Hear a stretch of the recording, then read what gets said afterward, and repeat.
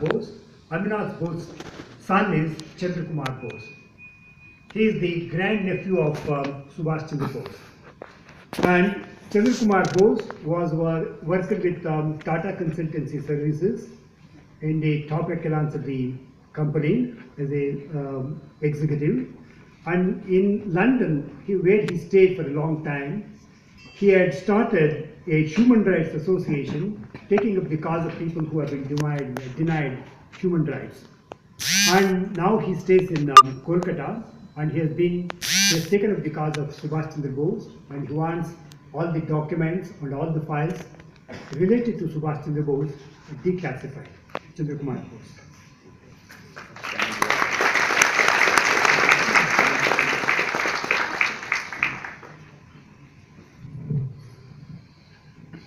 Mr. Chairman, sir, Shri Nagaraj ji, Mr. Anuj Dhar, distinguished guests, ladies and gentlemen.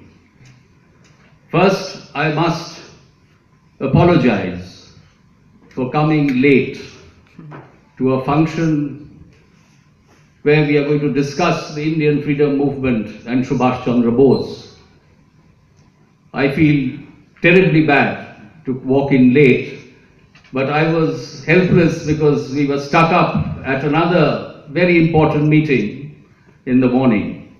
But I hope you would forgive us for coming in late. Now let us move on to today's subject, Subhash Chandra Bose and the relevance of Netaji in the 21st century.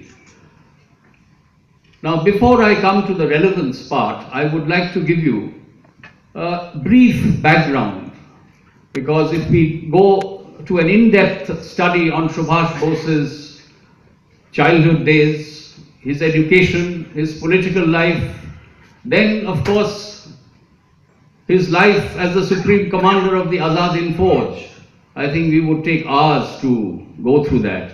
So I would be brief. In fact, in the morning, we overshot our time, and that is why we are so late at this function. But as you have waited patiently all this while, I hope you would still bear with us and patiently listen to what we have to say, and I'm sure you won't regret it. You see, the advent of the British, how did they come to India? You see, the East India Company had come to India for business and trade. They never wanted to come and occupy India and take over India and it become a British empire. This was way back on the 23rd of June, 1757. Some of you who have been a student of history would know the Battle of Plassey. The Battle of Plassey, Siraj-ud-Dowlah was a great warrior. We never expected Siraj-ud-Dowlah to lose the battle against the British. Robert Clive was giving the leadership of the British forces. But you know why Siraj-ud-Dowlah lost? Any of you? Do you know why Siraj-ud-Dowlah lost? Mir Jafar. Absolutely correct. The first.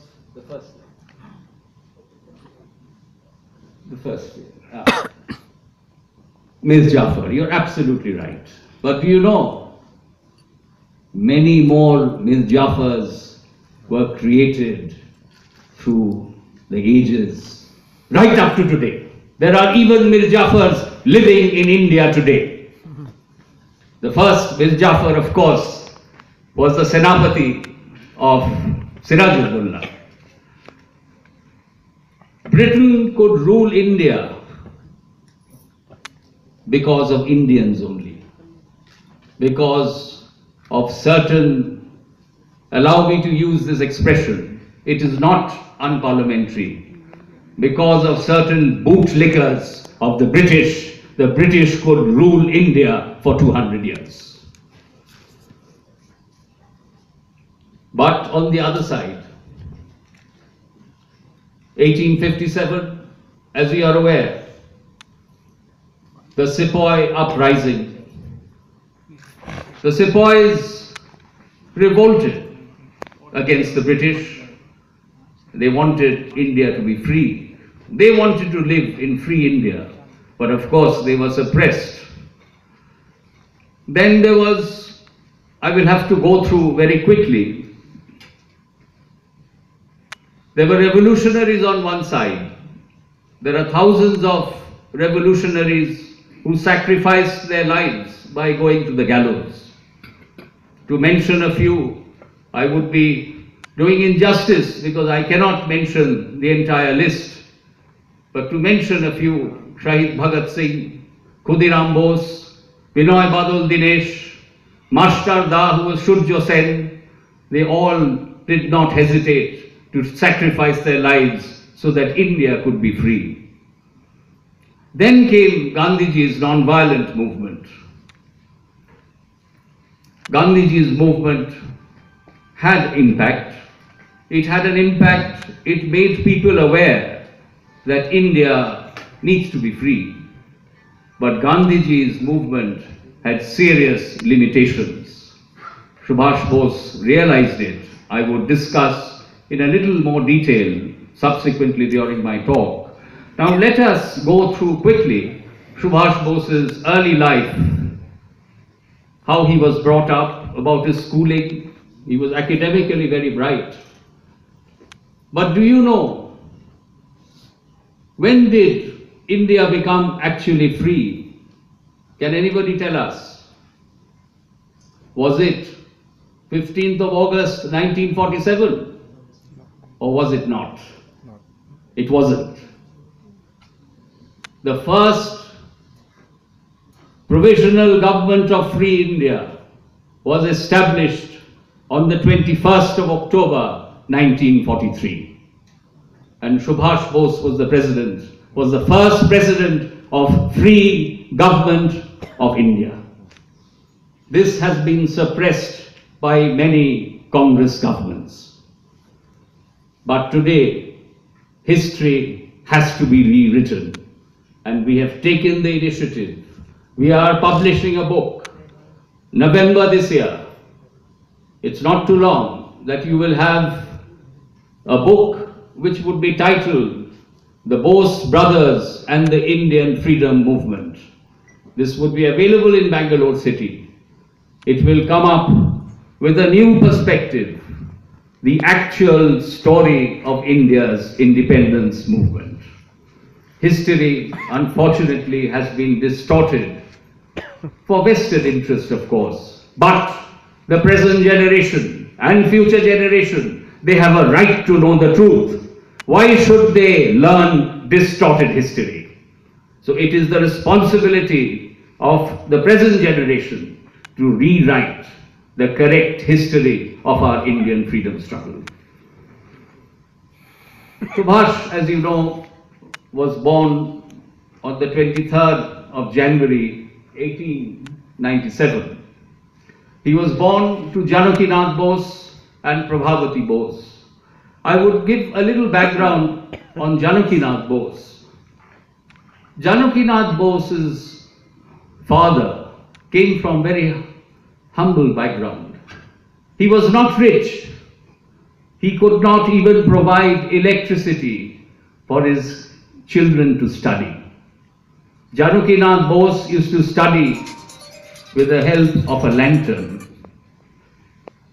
They used to stay in a place called Kodalia village, Kodalia Gram in Calcutta, outskirts of Calcutta. And he used to study at the Albert School that was in a place called Gadia, which is about 20 kilometers away from Kodalia village. Janakinath's father could not provide transport. So he used to walk all the way from Kodalia village to Albert School in Goria and walk back. 40 kilometers. How many of us would walk 40 kilometers to go and study in a school? But Janakinath Bose did it.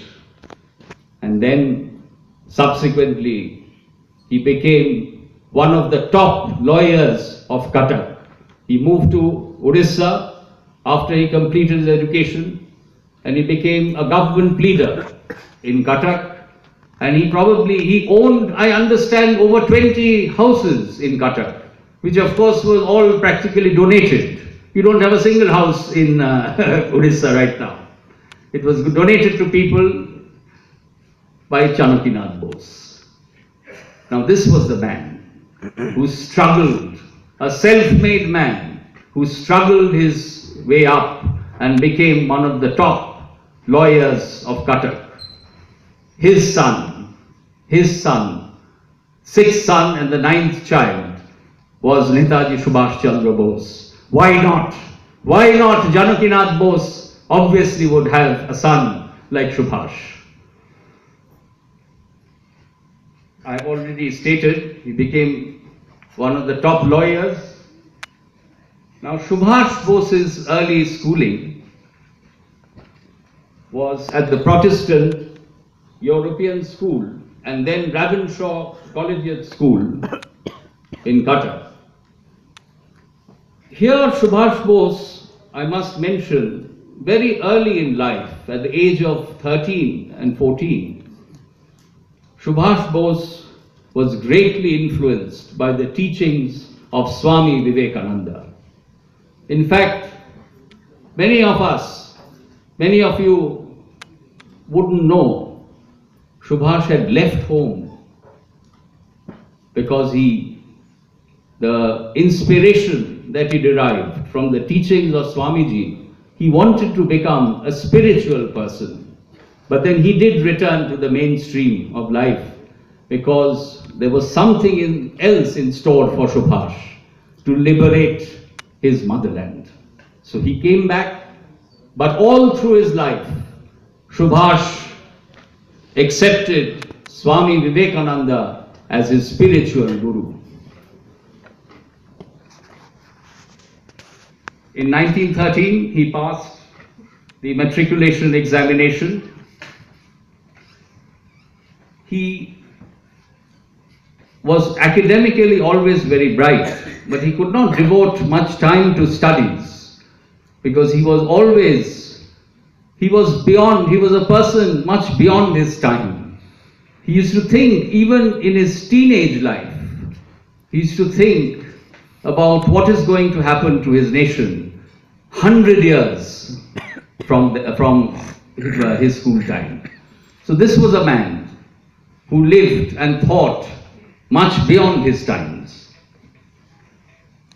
July to August 1920. This you must have read in history books. You see, there are very few lines written in the NCERT textbooks and in the syllabus in schools and colleges. Just I think half a paragraph is there, and not very good things are written about Subhash Bose, that he evidently led a violent struggle. Now this is not the approach. What do you mean by violent struggle? Subhash Bose definitely led an armed struggle, but not a violent struggle. So it is written violent struggle. So all these distortions have to be rectified by the present NDA government. We have taken up the issue with the Education Ministry at Delhi, and we have requested that these incorrect things that are mentioned in school textbooks must be rectified. Now Subhash Bose, as you know, this is a 2-year. The Indian Civil Service was one of the most prestigious service that anybody could want to join during that period. It was a very difficult examination. It was a 2-year course, but Subhash cracked it in 8 months. He did not have 2 years to spare. Within 8 months, he stood forth.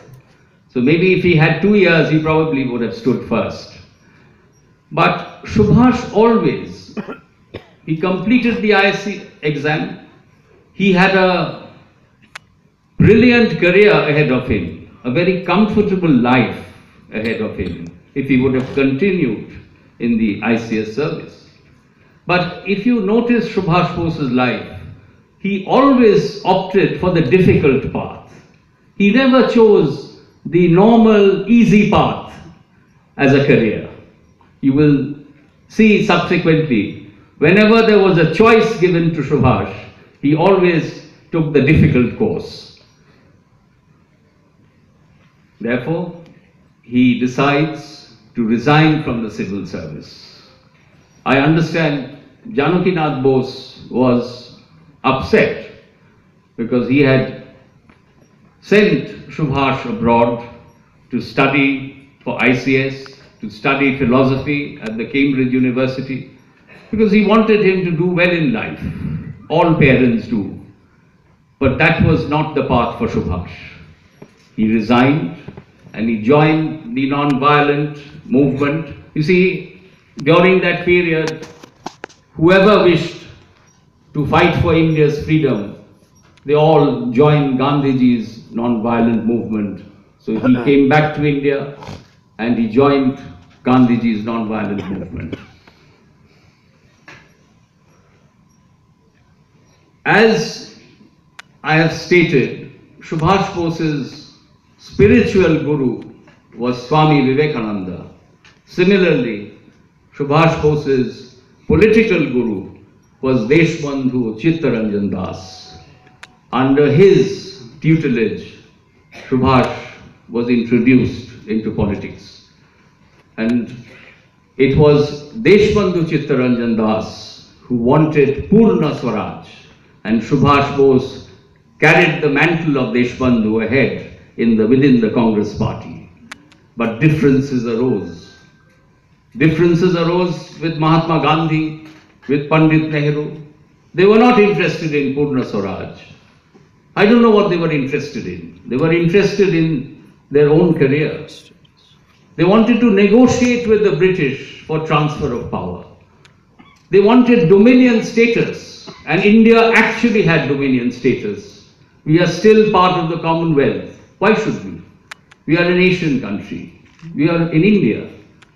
But anyway, it is unfortunate that in spite of attaining freedom, we remained as dominion status till 1950, when India became a republic.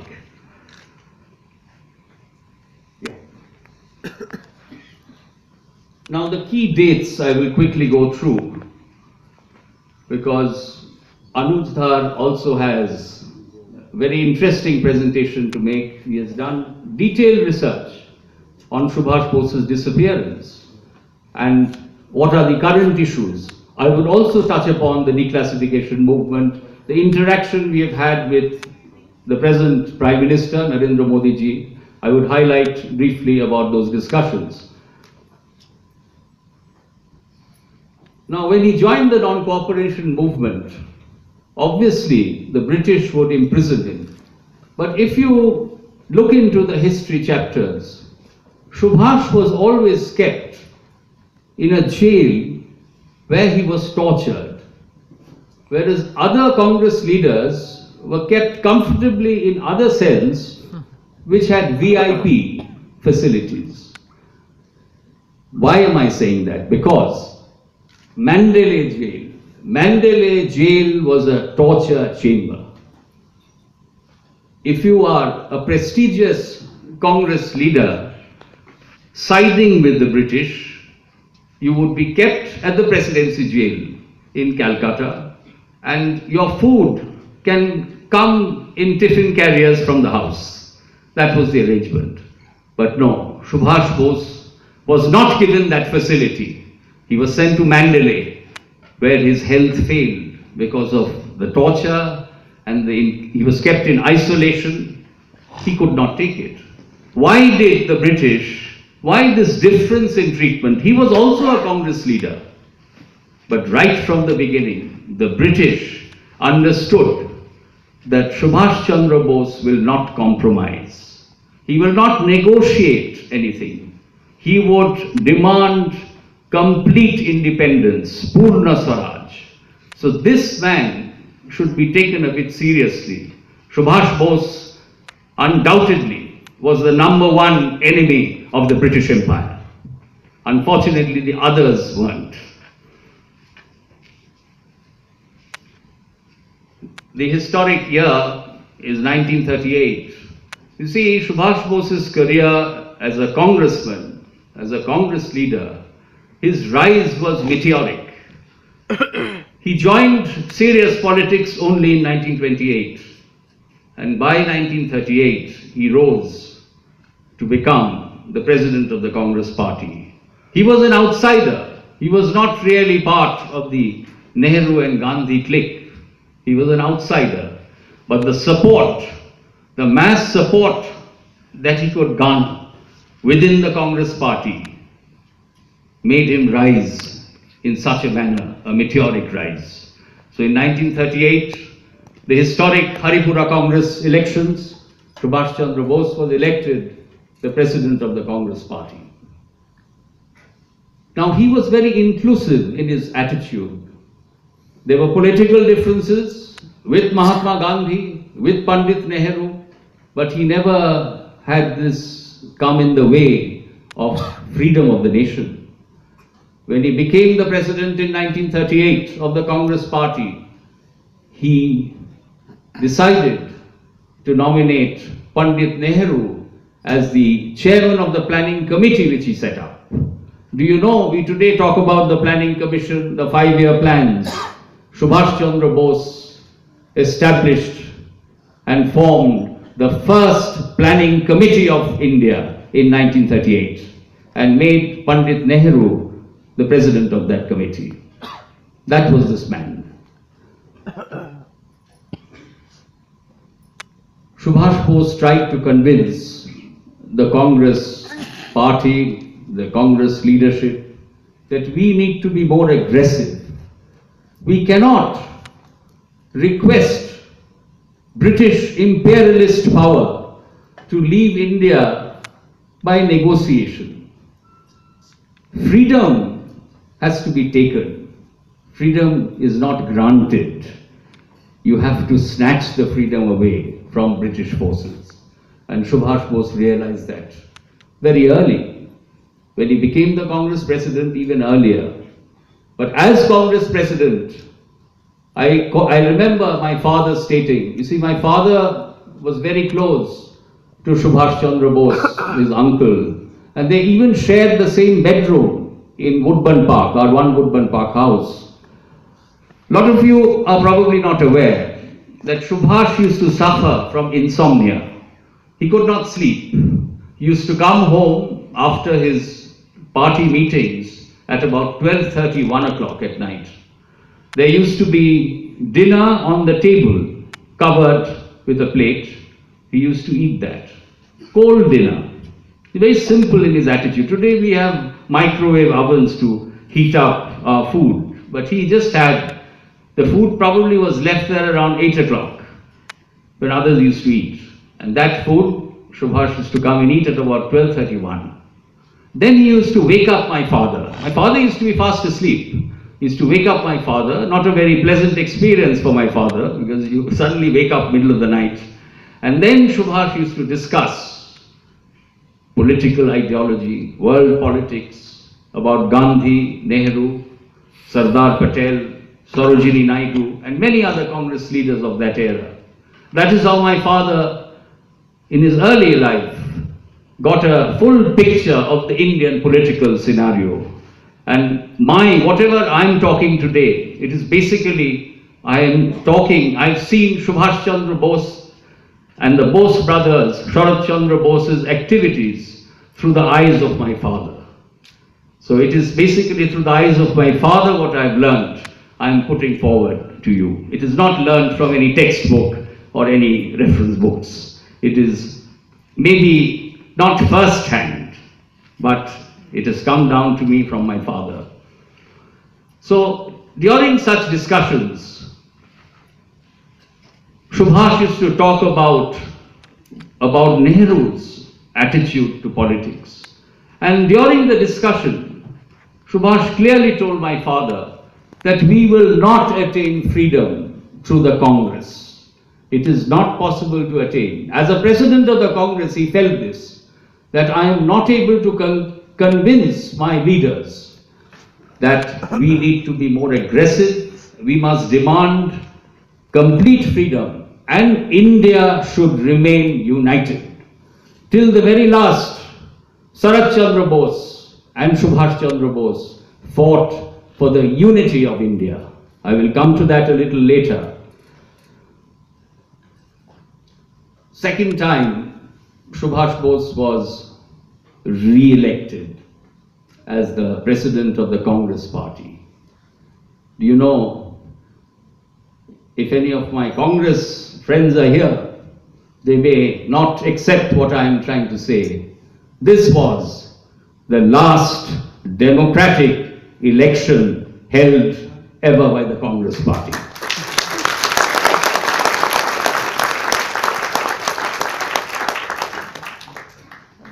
Do you know how Subhash fought the election? His own colleagues fought against him. I must mention a name here, the Netaji of the South. This man campaigned for Subhash Chandra Bose all over the country and could get the support of the people. Pasupam Muthuramalingam Thevar. He is from South. He is known as Netaji of the South. It's because of him. He campaigned. The entire left vote within the Congress party went to Subhash Bose's box. But you know what Gandhiji did? Gandhiji put up another candidate to oppose and contest Subhash Chandra Bose, Pattavi Sitaramaiah. And everybody thought that Pattavi Sitaramaiah obviously would win because Mahatma Gandhi was a towering personality. There is no doubt about it. So obviously if Mahatma is supporting Pattavi Sitaramaiah, he is going to sweep the elections. But when the results were declared, Gandhiji, of course, was very upset, visibly upset, because my father had met him subsequently. And you know what Gandhiji stated? Pattavi Sitaramaiah's defeat is my defeat. I feel this was very unfair of Gandhi to state. Subhash Bose had the support of the entire Congress workers, committee members, everyone, except a few people who had vested interest. But he defeated Pattavi Sitaramaiah and won the last democratic election held by the Congress party. Subsequently, the president of the Congress is selected from within a dynasty. It is most unfortunate. India is a democratic country. We believe in democracy. India is supposed to be the largest democracy in the world. But what hypocrisy! We can't find a leader other than a dynasty. I think the younger generation must give it a thought, because it is your vote which would matter in the future. Let us. India has produced great men, great people. We cannot produce a leader. We cannot produce a prime minister. Congress is a big party, is a great party. Can't Congress party throw up leaders? Why do you have to? I am not saying that there cannot be great people from within a particular family. Of course there could be. But being a democratic setup, all should be given a chance. And I am sure there are many Indians who could come up, given a chance, who could lead the country to prosperity. Now Subhash Bose decided to leave the Congress. In fact, the Congress party made his life miserable. As a president, he could not clear any proposals that he gave. It was opposed always by the Gandhi faction and the Nehru faction. So he decided to leave. But he decided to leave not because that he has to give up the Congress politics, but he decided to leave because he realized that political, social and economic freedom cannot be achieved and obtained through the activities of the Congress party. So he decided to quit the Congress. He was subsequently expelled by the Congress. But then he had decided to leave by then. He formed the forward bloc within the Congress initially, but then he left. And then he, of course, formed the forward bloc. Unfortunately, forward bloc became an orphan. You see, no party in the world has ever sustained or survived if the founder leader of the party did not give leadership for at least a decade. Unfortunately, forward bloc did not get the privilege of Subhash Bose's leadership. So, but still the party exists. On Subhash Bose's ideology and name, the party exists. But that should have been a national party. It should be a national party to contest the Congress, but it never happened that way. History tells us that it did not take that position. So Subhash left. He decided to go to Germany. Again he could have remained in the Congress. He could have sorted out his differences with Mahatma Gandhi and Nehru. It can always be sorted out through round table negotiation. He could have done it. But he decided no. He again opted for the difficult path to go to Germany through Peshawar, Kabul, Afghanistan. So on the 17th of January 1941, Subhash Bose decided he was under captivity in his house in Elgin Road in Calcutta. He disappeared. He drove to Gomo. I must mention here that my cousin is sitting there, Tapudidi, if you can. He spent the night in Ashok Bose's house. Tapudidi is Ashok Bose's daughter. And Ashok Bose is the eldest son of Shri Chandra Bose, Subhash Bose's elder brother, Mejdar. And you see, when he spent the night there, no one was aware that, that this great escape would happen. Now here again, I must say that a certain member of our family has also distorted history because that person is with the Congress party. Sugato Bose, there is nothing to hide. I mean, he's my cousin. I have dinners with him. But I tell him that why do you lie? Why do you have to distort history? It is your father, of course, used to drive the car very well. He drove all the way to Gomo. But why don't you mention Ashok Nath Bose? Because he spent the night. You see, if he didn't have anywhere to spend, he might have been caught at Gomo. He spent the night at Ashok Nath Bose's house at Gomo. Mention that in your book. No, he doesn't mention, because he has to look after the interests of his masters, the Congress party, the dynasty that is there. See, I have already stated when I started, Mir Jafar. There are Mir Jafars in every family also. So we have a Mir Jafar in the family, all families have it.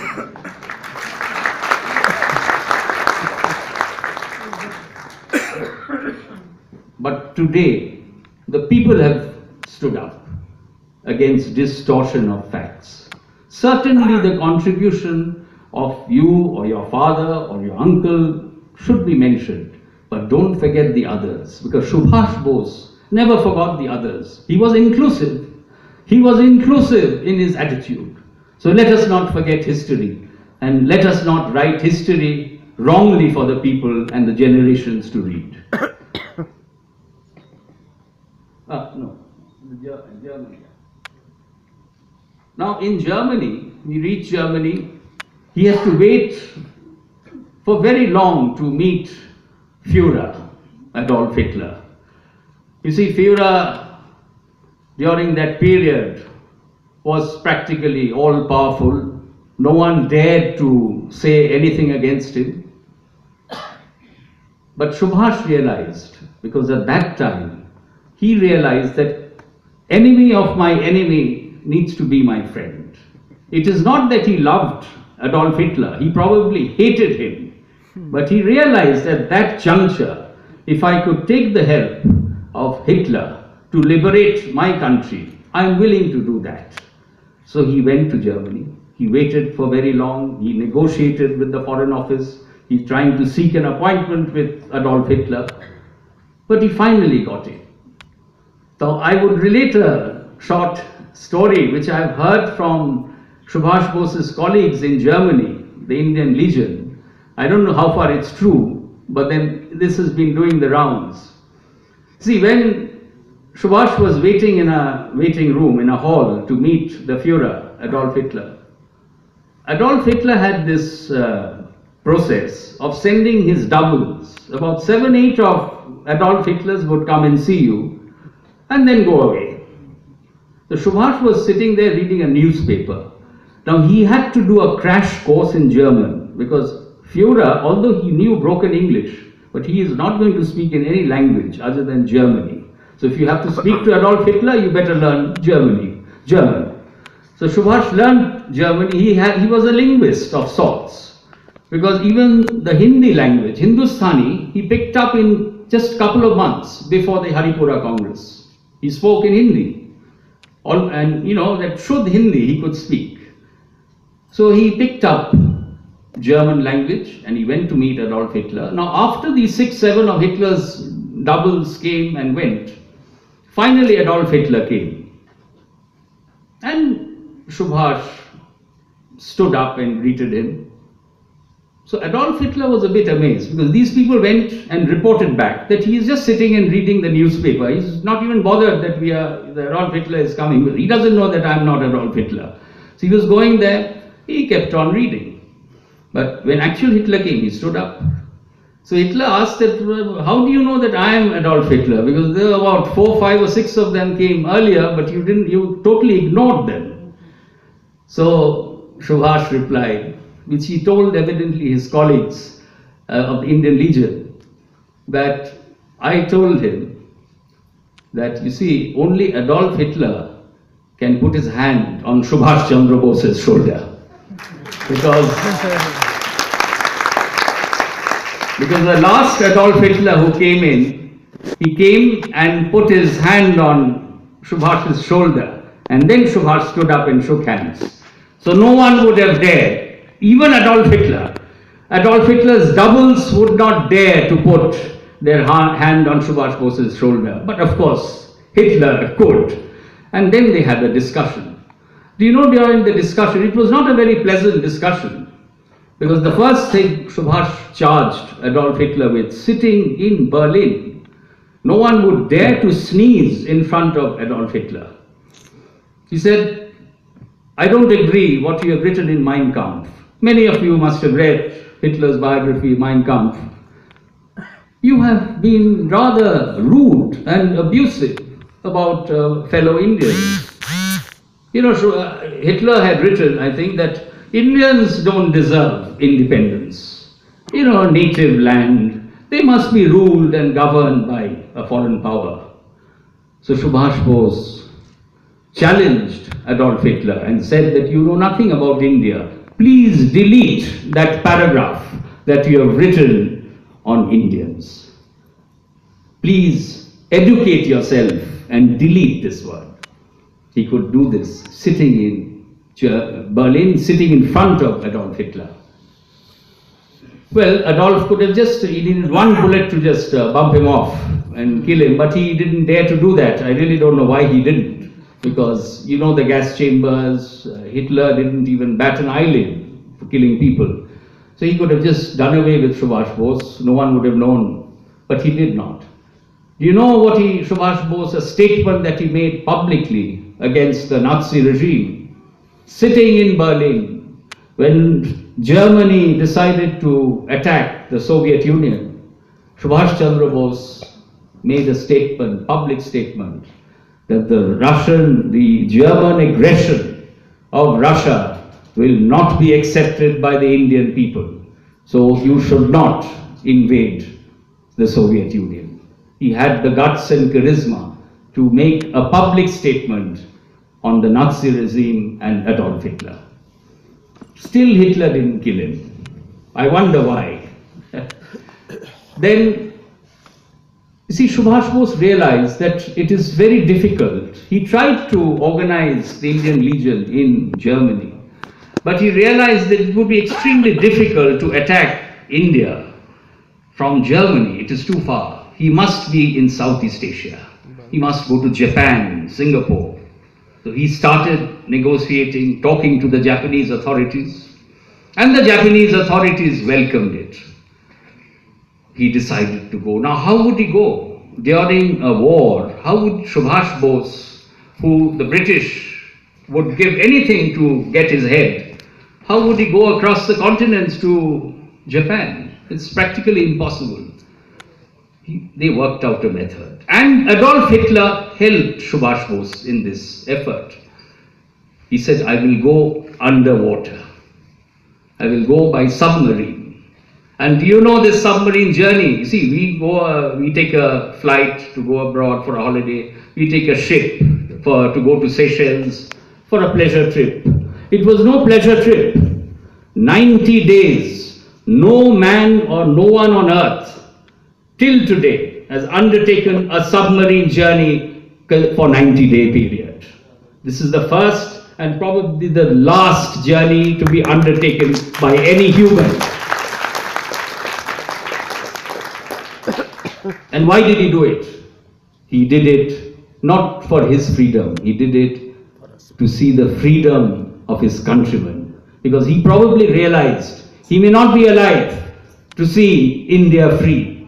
But in a speech on the Azad Hind radio, he said that we may die, but India will be free. And when he had said, when the blood of Indians would flow, India would rise to freedom. This is his speech from Azad Hind radio. I am just quoting a few lines. So he undertook this journey, this great submarine journey, 90-day journey, but he had to change. You see, the German submarine can't reach him to Japan. So he changed. Near Madagascar, he had to change submarines. And do you know how he changed? The sea is extremely rough in that portion, in that area. The two submarines could not come closer because the tidal waves were 30 feet high. Just imagine, we go to sea beaches, maybe Gopalpur on sea or Puri. It's a very calm sea. Right in the middle of a sea, 30 feet high tide, he had to cross to the other submarine, the Japanese boat. The German captain of the German submarine said that Herr Bose, because in Germany you address people as Mr. as Herr Bose, I'm sorry, we cannot go near. You have to go. So how do I go? He said, no, we better go back. The captain of the German submarine advised Subhash Chandra Bose, it is not possible to cross over. We go back. I have some more time, I hope. Yeah? Not even covered half, I'm sorry. I have to go, let us go back to Germany. So again, the third time, Subhash Bose opted for the difficult path. He said, no, I will have to reach that submarine. So the German captain said, yes, there's one way of doing it. I'll give you a small raft. You will have to get onto that raft and go across. I cannot go near that boat because it will crash. Both will have an accident and both the submarines would sink. All of us would die. I can't take that risk. My Führer has not allowed me to take the risk of sinking. So we have to go back. Subhash said no. Along with his colleagues, he got into the raft.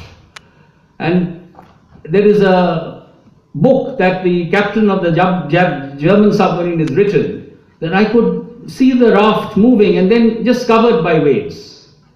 I mean, there was no way he could reach the Japanese boat. He was seeing coming up and then going down, and that's it. But he reached.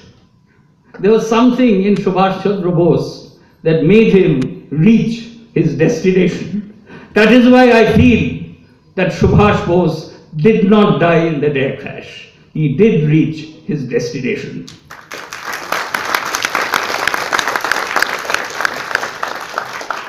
I'm sorry I get a bit emotional talking about my granduncle, but then I will try to control myself, but it happens. Sorry. He reached, he made it, he took over the leadership of the Azad Hind Fauj. Now here I must state, he was not the founder of the Indian National Army or the Azad Hind Fauj. It was Rash Bihari Bose and Captain Mohan Singh. They were primarily responsible for forming the Indian National Army. Subsequently, Rash Bihari Bose invited Subhash Chandra Bose to take the leadership, which he did.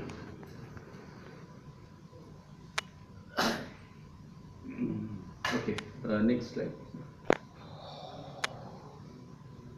Subhash launches, he takes over the leadership. I have already stated the first provisional government of Azad Hind was established on 21st October 1943.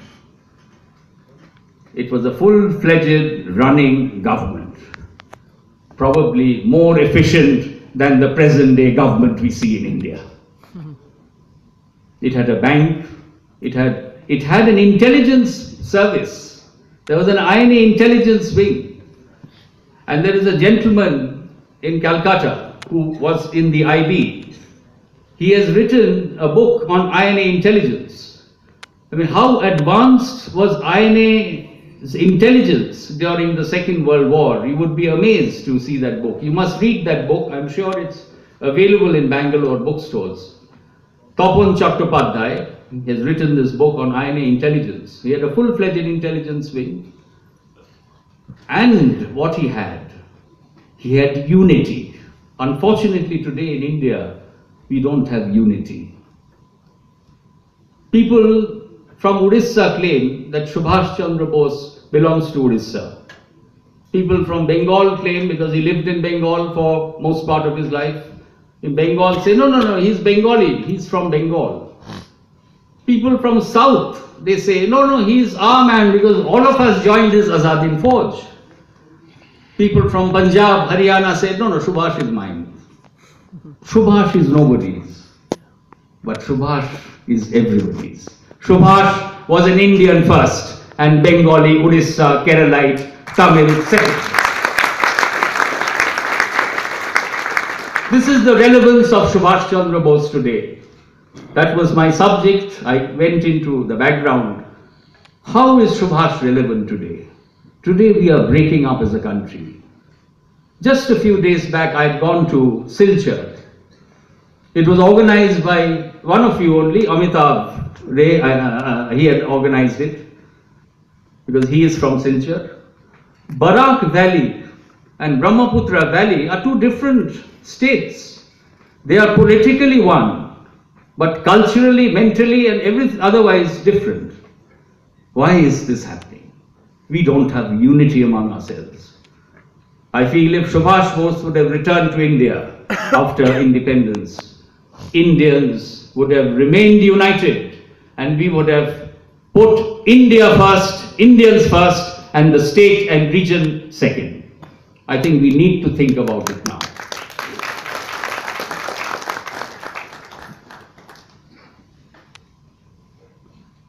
You know, Jana Gana Mana, there are many things that we use today.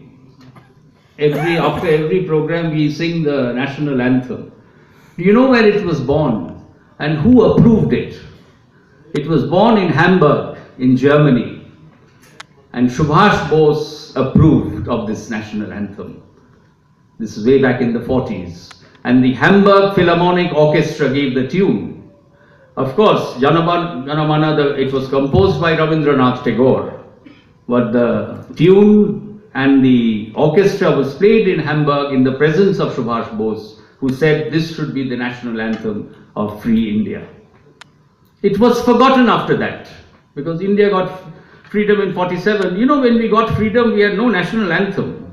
I don't know what we did that time. But in 1950, when India became a republic, Pandit Nehru thought that, oh my God, every country has a national anthem. We must also have a national anthem.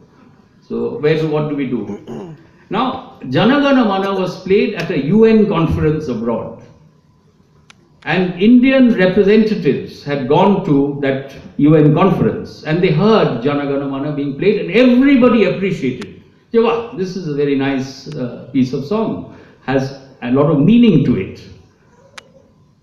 the word went to Nehru that, there is already a ready national anthem. If you say, if we approve, it's done. It was played, Nehru heard it, he could not value add, he could not do anything further. He said, okay, done. So the first national anthem, Jana Gana Mana, was approved and implemented by Netaji Subhash Chandra Bose.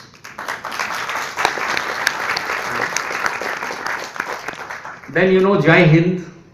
We today, a lot of people, they say Jai Hind after their speech, but they have no clue from where it has come. Some people, of course, have the clue, I'm sure. It is today in the police force, in the armed forces, you're supposed to greet people stating Jai Hind. But Subhash Bose coined Jai Hind. And you know how it was coined in the Azad Hind Fauj? You see, when the Azad Hind Fauj was formed, the soldiers in Azad Hind Fauj came from the POWs, the prisoners of war. Now they came from British Indian forces and various other forces from Africa and other places, Southeast Asia.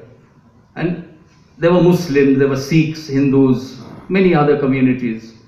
So they used to greet everybody differently.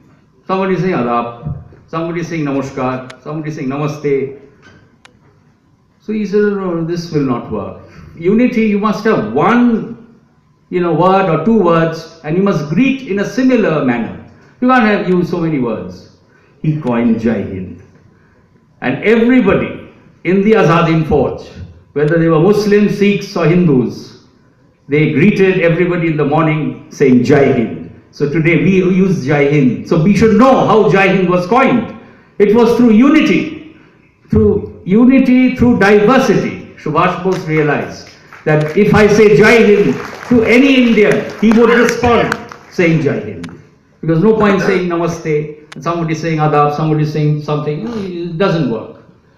He coined that. The other thing I would say, if you spare me a little more time, Chairman Sir, then I can just say a few other things which probably you won't see it in textbooks. You see, the Azad Hind Fauj, when it started off, it had different kitchens, because in the British Indian forces, there were different kitchens. One a Muslim kitchen, a Hindu kitchen, a Sikh kitchen, like that. So Subhash realized that this won't work. We are fighting for the freedom of the nation. We are all Indians. Why should we have separate kitchens? See, a family, they live like a family. A family cannot have 2-3 kitchens. It should be one kitchen. So one evening when he was sitting with his officers, he called the Khansama from the Muslim kitchen and said, Khansama Sahab, kya ban raha hai aapka kitchen mein? A ghost ban raha hai. Okay, you bring a piece of the ghost that you are making. He brought it. Then he called the Panditji from the Hindu kitchen. The Panditji, what are you making? He said, yeah, mutton ban raha hai. Meat ban. There also it was mutton. He said, bring one piece. Then he told his lieutenant, bring a large bowl. He mixed all the meat in that large bowl. And then he asked the Muslim Khansama, आप ऐसा कीजिए, आपका मुसलमान mutton इधर से निकालिए, गोश्त इधर से निकालिए. He said, साहब ये तो संभव नहीं है. You have mixed it up. Then he said, पंडित जी आप ये हिंदू मीट आप निकालिए इधर से. Same thing he told the Sardar ji. He said, it is not possible. He said, if I cut your vein from here, blood will flow. That blood is of an Indian. It is not of a Muslim, Hindu or a Sikh. It is of an Indian that blood will flow. We are fighting for India. We must have one kitchen from now onwards. Azad Hind Fauj from that evening had one kitchen for Hindu, Muslim, Sikhs and others. I am happy to state that even in the Indian army today, they have one kitchen. So at least something they have learned from the Azad Hind Fauj.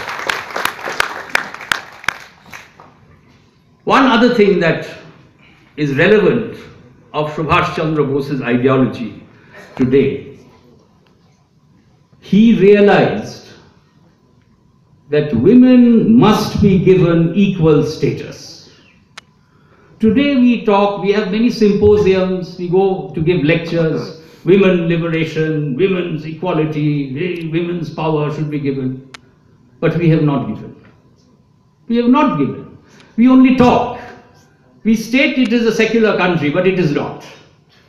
We say women have equal status in various jobs and everywhere. It's not. But in the Azad Hind Fauj, Subhash Bose established the Rani of Jhansi regiment, where Lakshmi Saigal was given the leadership. There were many other leaders in the Rani of Jhansi regiment. Subhash Bose gave the opportunity to women to fight along with men for India's liberation. And this is not in the 21st century. Way back in the 1942-43, he realized that this has to be done. So this man was way, way ahead of his time. Now coming back, I have briefly gone through like a torpedo. I think we have gone through Subhash Bose's early life and political life, freedom movement. Now coming to the current status. You see, 18th of August 1945, from Saigon, Subhash Bose went to Formosa, and from there he was supposed to take a flight, and evidently the flight immediately after takeoff crashed. Subhash Bose died of third-degree burns. Habibur Rahman, he was some kind of a Batman, I think, or a Superman. He just jumped out of the aircraft and walked away. Is it possible? Any man with a basic common intelligence. I think a lot of people from IT, I'm also into IT, by the way, we work with IBM. A lot of people, IT, you're here. Is it possible? Even in the virtual world, it is not possible. Forget about in reality. As a plane takes off, there is a message that we got that it went up to 10,000 feet and nose dived. If you jump from the second story to the ground floor, you will have multiple fracture. Can a plane nose dive from 10,000 feet? Subhash Bose dies. General Shide, who was the general of the Japanese army, he died. Their bodies disappear. No signs, no photograph, nothing. Habibur Rahman, like a Batman, opens the door and just walks away. He said, well, I tried to save, he told my grandfather Sarad Bose in 46, I tried to save him, I held him like this, I embraced him, but no, it was too late. And do you know what he said? Sarad Bose, my grandfather, was one of the top cross-examining counsels in Calcutta High Court. For 2 hours, he cross-examined Habibur Rahman. And he came out of the room. My father, Omeo Bose, was standing outside. And Sharad Bose told Habibur Rahman, Habib is not telling the truth. He is telling what his leader wants him to say. Habib was a very trustful person, trustworthy person. So he was just repeating what Subhash said. You just say the story and let me escape. You know what Habib said? He said, how did you manage to embrace him? What were you wearing? He said, why sir, this uniform? He had an ironing uniform on him when he came to Calcutta in 46. And well-starched, ironing uniform. He said, sir, this uniform? You see, he was too scared. He tried to falter. So my grandfather Sharad Bose asked him a second time, Habib, you mean this particular uniform? Or similar uniform? No, sir, this uniform. If you are embracing a person who is totally in flames, how could you manage to save your uniform? I suppose you would die with him. He not only survived without a scratch, but his uniform was intact. Only on his wrist he showed a burnt mark, which could be done by a matchstick and not really embracing a person who is in flames and who ultimately dies of third-degree burns. Impossible. Even a child would know it is not possible. So Habib was lying. Today there is more evidence to establish that there was no air crash at all. It was faked. India government took advantage of this Subhash Bose's escape story and they spread it around that Subhash Bose has died. But the issue is, he did not die. But what happened to him? Where did he go? My father had written a letter to Mr. Nehru. They were close friends, they were good friends. You see, in political life earlier, if there were political differences, but cordial personal relations were always maintained. Now that is changed. I mean, even today I find the wife may be in the BJP and the husband may be in the Congress. That doesn't mean they fight at home. They might fight in parliament, but at home they are in peace. Similarly, Sharad Bose and Subhash Bose and Nehru, Gandhiji, they differed, but they had genuine respect for each other. They never betrayed that respect. Nehru may have stabbed Subhash later on. Now, when I would just relate a short story which I think is very, very relevant today, because when the INA trials were held, Bhulabhai Desai came in the defense of the INA soldiers, the INA officers. Mr. Nehru, who had never worn a gown before, he was a barrister by qualification, but he never really practiced. He also put on a gown to show the people that I feel so much for Subhash Bose and his Azad Hind Fauj. But it was not so. I will tell you why. In 1946, March 1946, Pandit Nehru came to Woodburn Park, our Woodburn Park house, our Calcutta house, and stayed with us. My father was the General Secretary of the Azad Hind Relief Fund at that time. My father received a telegram from Singapore that we understand Mr. Nehru is going to visit Singapore. If he can come just for 10 minutes and place a flower at the INA memorial site. You know, the INA memorial which was built earlier with Subhash Bose when he was there was burnt and blown off by a dynamite by Lord Mountbatten. So the Indian people, they were very, very sensitive about this in Singapore, and the Azad Hind soldiers and the family members who were there. They all thought if such a tall leader like Pandit Nehru comes to, Singapore, if he comes and just places one flower at the memorial, we will all be very, very happy and we would appreciate it. So my father asked Mr. Nehru over dinner. They were having dinner at Woodburn Park residence, Sarad Bose's residence. And Nehru immediately agreed. He said, of course, what is the problem? I will definitely go and place one flower, it doesn't cost me anything, and go and place a flower, and then I will continue with my other affairs. So my father telegrammed the INA people in Singapore that yes, Mr. Nehru has agreed to visit. I think the date was 18th of March, 1946. Mr. Nehru did go to Singapore. But you know where he went? Lord Mountbatten's car came to receive him at the airport.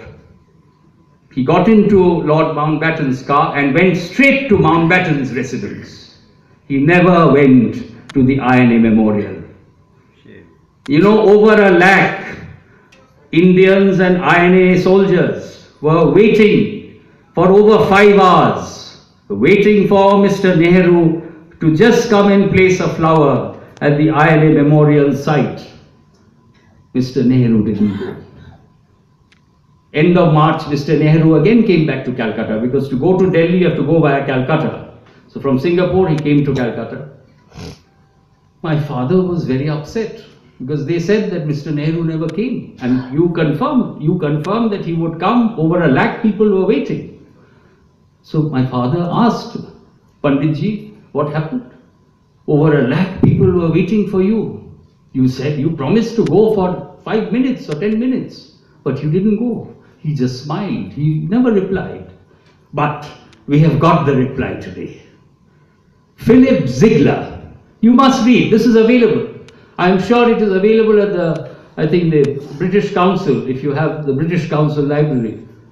Philip Ziegler, a historian of repute, he has written a biography of Lord Mountbatten.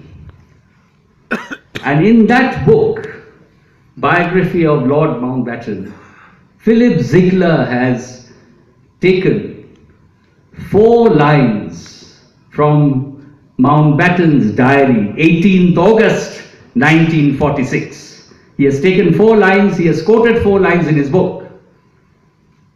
I advised Mr. Nehru not to visit the INA Memorial, and Mr. Nehru accepted my advice.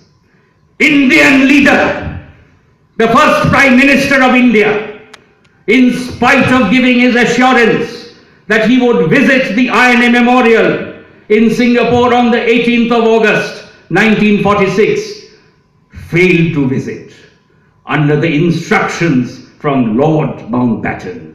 This is the character of the first Prime Minister of India, Pandit Jawaharlal Nehru. Shame! Shame!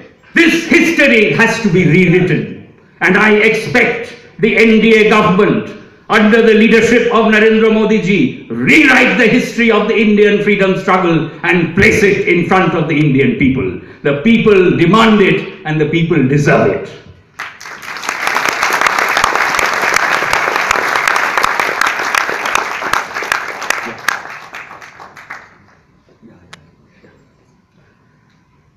Okay, I will have to cut short my speech, but I will come again. You see, you cannot cover this history in just one session like this. I will come back to Bangalore again. I like Bangalore, and I really admire the way you people have patiently waited. I mean, I feel like killing myself for coming so late. But anyway, that could not be helped. But I will come back again. But to summarize, I would like to state, Subhash Chandra Bose stood for a socialist state. Yes, but he was a pragmatist. You see, today what we need to look in Subhash Bose's ideology, he was a nationalist. Today Narendra Modi ji says that he is a nationalist. If he is a true nationalist, he would follow the ideology of Netaji Subhash Chandra Bose. Because there cannot be a nationalist greater than Netaji Subhash Chandra Bose. Narendra Modi should realize it and follow the principles, and the BJP should follow the principle of Subhash Bose. I have, in my discussions, I have said I will mention a few things, what I spoke to Narendra Modi ji. I met him 3 times. I would not say what I have said for the last 3 meetings, but in the last meeting on the 9th of May, I met him in Calcutta, and I have requested him that Subhash Bose was a nationalist. You claim to be a nationalist. Why won't you tell the truth to the people of what happened to Subhash Bose? Why won't you declassify the files? You know what Narendra Modi ji told me? I told him the people's demand. So Narendra Modi ji said, "Aap galat bol rahe." He speaks very well. He said, "Aap galat bol rahe. ये देश की मांग बोल रहे हैं, ये देश की मांग नहीं है." कमरा साहब तो हाँ, देश का तो मांग है जरूर, पीपल वांट इट. नहीं साहब, ये देश की कर्तव्य है.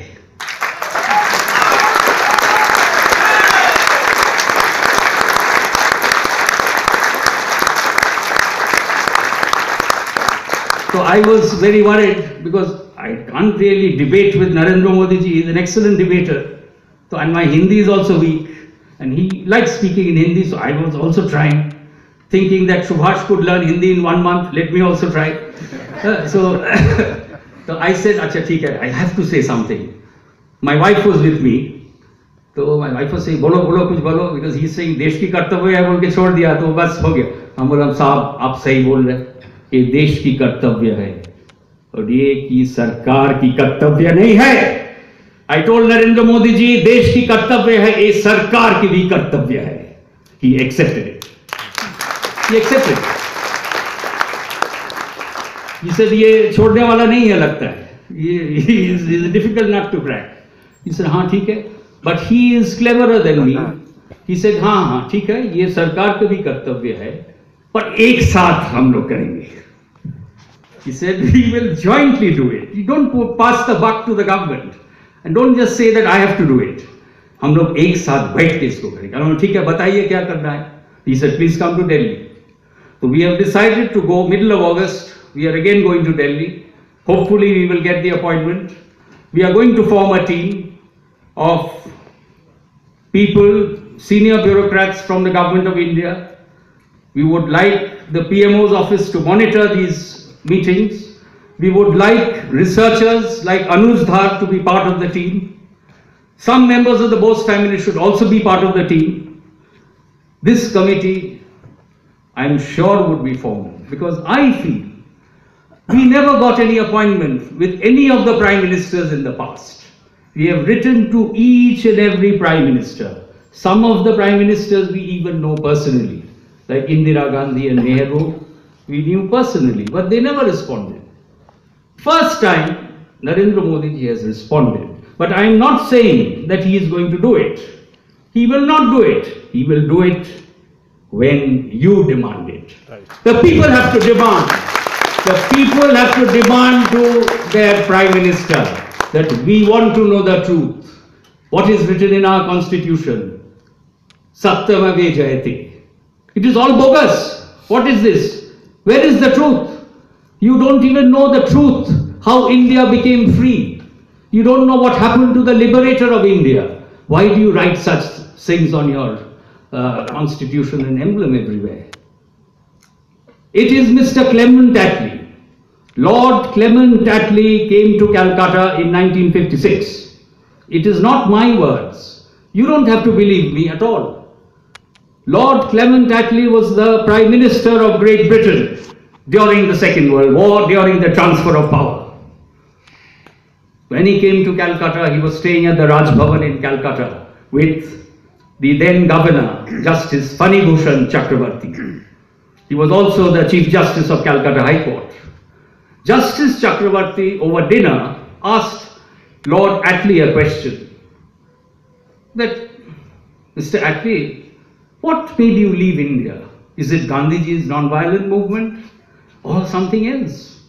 When you had won the war. After all, you won the war. So why did you leave India? You could have again organized yourself and continued for another 100 years. So Lord Attlee smiled. He said Gandhiji's movement had MINIMAL. Minimal effect. It had died way back in 1942. It had no impact at all. So then what happened? There was no other reason for you to leave. I quote Lord Clement Attlee. Shri Chandra Bose, the Indian National Army and the INA trials made us leave India.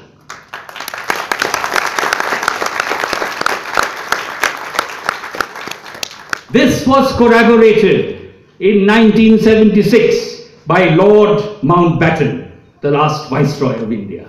My father, Omionath Bose, went to Great Britain along with my elder brother Surya. Surya, as you know, you might have seen, met Narendra Modi ji at Berlin in April this year when he was in Berlin. He was told that Lord Mountbatten is not too well and he has hearing deficiency. So you must not speak too much, but you can ask maybe one or two questions. So my father said, I will just ask one question, not two questions, one question. So they met at Lord Mountbatten's country home in the countryside in England. My father was also with, my brother was also with my father. And my father asked the same question that Justice Fani Bhushan Chakravarti had asked Lord Clement Attlee. That, sir, what made you leave India in a hurry? Now, obviously he couldn't reply to that extent as Lord Attlee did. He said, Shri Chandra Bose and the Azad Hind Fauj.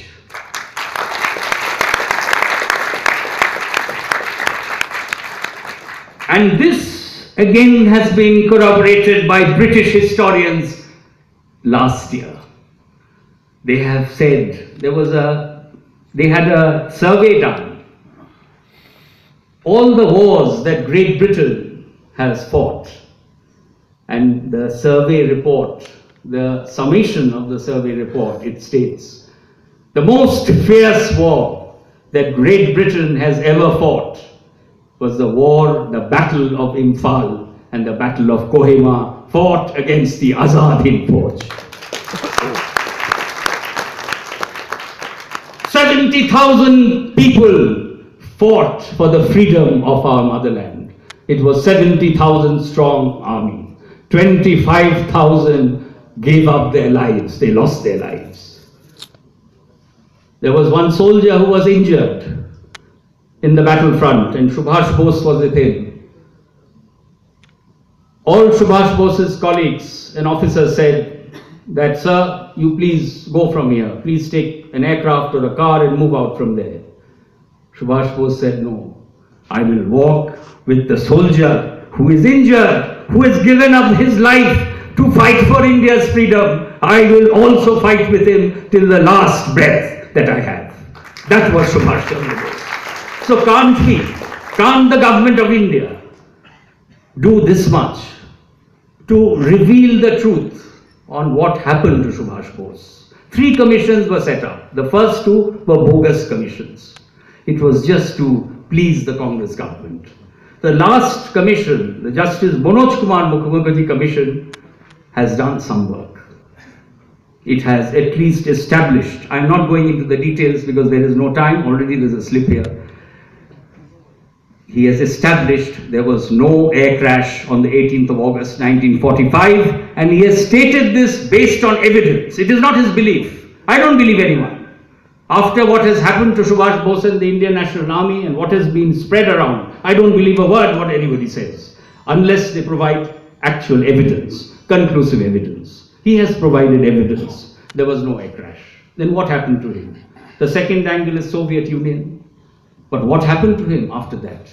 Did he die in the Soviet Union? Did he come back to India? We need to know the truth. And we know the truth. It is there in those files. It is there in those 130 files with the government of India. 41 files are with the PMO itself. 64 files are with the West Bengal government. These files must be declassified. But we will give some time to the Modi government because 70 years, no government has done anything. So it is a bit unfair to tell Narendra Modi ji, "Ki aap kal subah declassify kar dijiye." You know, that is not fair. We will give a time frame. We have to work with a time frame. You people are all IT people. Unless you work with a time frame, you lose the business totally. So Narendra Modi ji, we will give him a time frame. If you don't adhere to the time frame, you will lose the elections also. So this is the time frame which we will work out mutually with the people of this nation. What is a fair time that we give to this government to declassify the files? Now Subhash wanted, what kind of nation did Subhash want? What is the relevance of Subhash Bose? Let us compare with Singapore. You have heard the leader, Lee Kuan Yew. You know, he was the leader of Singapore. He was the first Prime Minister. Singapore got independence much later, after 1965. But see the nation today. Netaji wanted military discipline and democratic socialist system in India. I think that is what we should aim for. And I feel the BJP government, being a nationalist government, would have disciplined forces, would have discipline among people. We need discipline. We cannot be indisciplined in any respect. We need to bring discipline among our people, among the forces, among the bureaucrats. But at the same time, we must have equality for all. We must be fair to all. We should be an inclusive, secular society. That is what Subhash wanted. And we need to be a socialist, democratic state. With these words, I must thank the organizers here and for all of you to patiently hear the, well, not too brief, but short, I would say, deliberations that we have had here. I would come back once again and maybe we can have a full day seminar on this issue because this issue is very complex. It cannot be compressed. It's not a compressed file. You can't do it. So we will come and spend more time with you and we would talk to you. Jai Hind! Jai Hind! Jai Hind! Jai Hind!